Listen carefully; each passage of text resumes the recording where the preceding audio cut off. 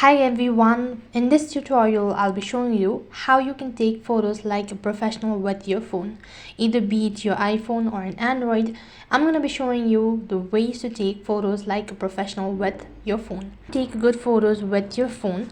What I'm going to show you is some of the guidelines which you can photos in order to take a photos that looks like a professional. You can capture multiple shots so that it can enhance your skills. At the same time, you can select any of the good photos.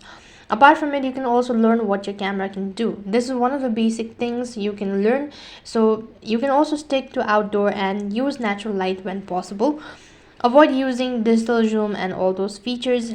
You can use HDRL, or you can also use some of the editing tools that's easily available on any of the app stores or on your device. Dark, rest the phone on the flat surface, and you can also set your camera's focus and apart from it, you can also experiment with exposure and all sort of things.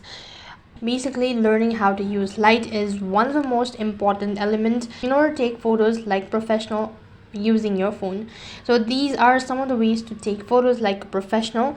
That's it for this video. I hope the video was helpful. Make sure to like, share and subscribe to our channel. Thank you for watching. See you in the next video.